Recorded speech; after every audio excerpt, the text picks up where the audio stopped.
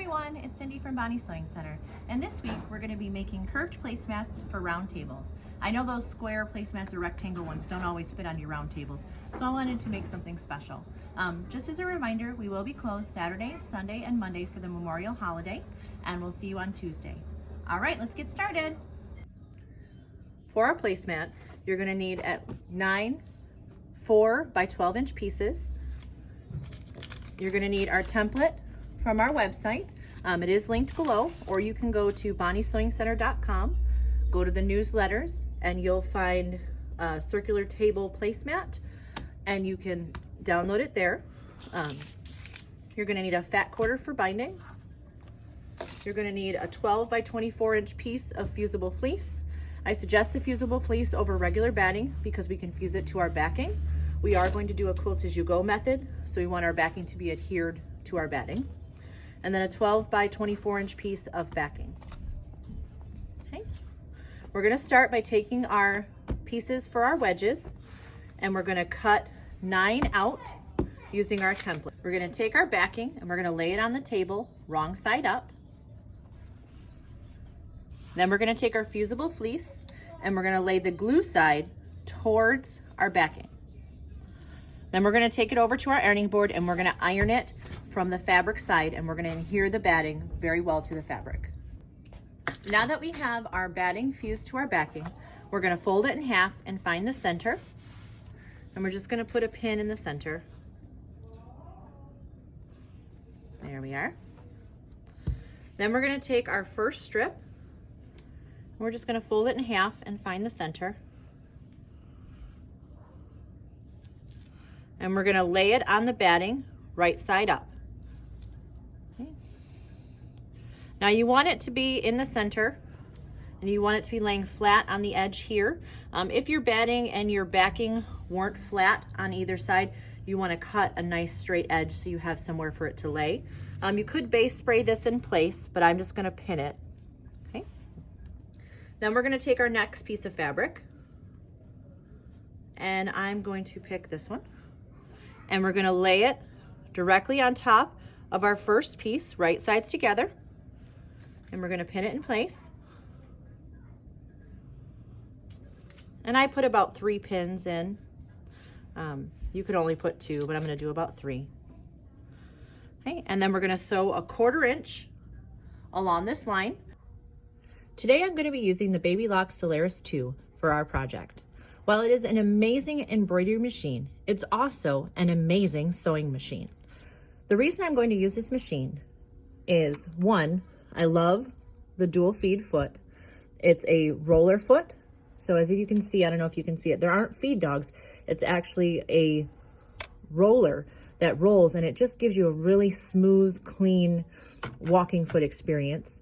The second reason is if I go into sewing, and I go into this right here, not only does it project a laser, but let me see if I can get some fabric under there for you. It can project 2 lines. I don't know if you can see that.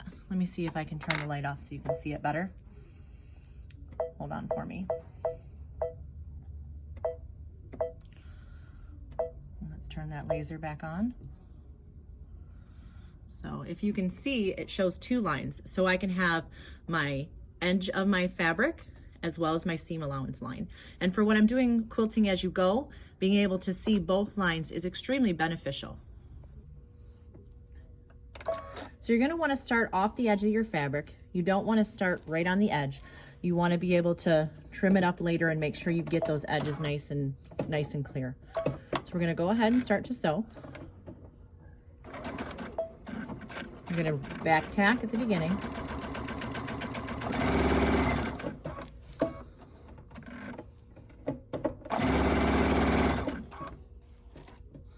Slow the machine down a little bit. It's going a little too fast for me. Okay, and then right before you get to the edge, you're going to back tack again.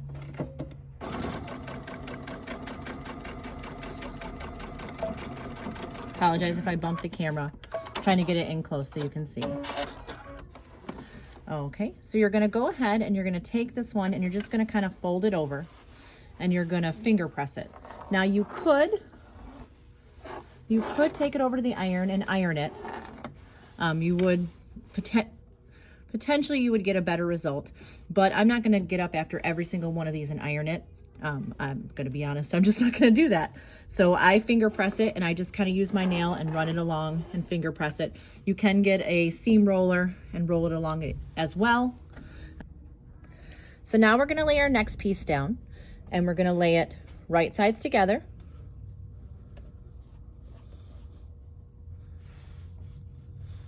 And you can pin it if you want to. I usually only pin the first one. Afterwards, I get kind of lazy and I don't do it. But you can pin after each one. And then we're going to go ahead and we're going to sew it. So again, we're going to fold it over and we're going to finger press it. Then we're going to lay our next piece down, right sides together. And sew a 1/4 inch seam and finger press it. And you're going to add one more. So there are 5 in a row.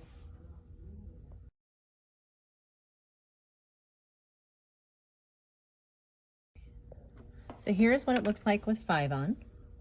Now we're going to turn it over, turn it around, and we're going to add 4 more on this side, and we're going to do the same thing.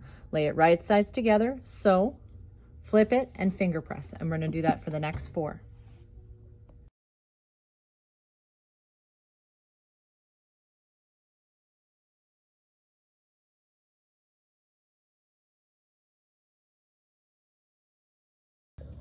So here's what the placemat looks like all quilted. I went ahead after I was done and hit it with the iron to make sure everything laid nice and flat. And it's quilted straight through. So now all we have to do is trim it up and bind it. And remember, you're going to want to use continuous bias binding because we do have curves. So we're going to go ahead and straighten it up. I like to straighten up these long edges that are nice and straight first.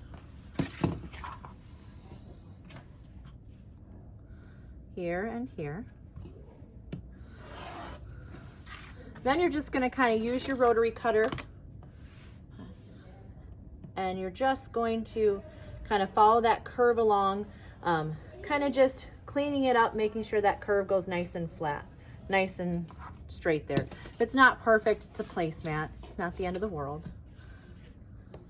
Here we are here, and we'll just continue this on. We'll just kind of give it that nice curve.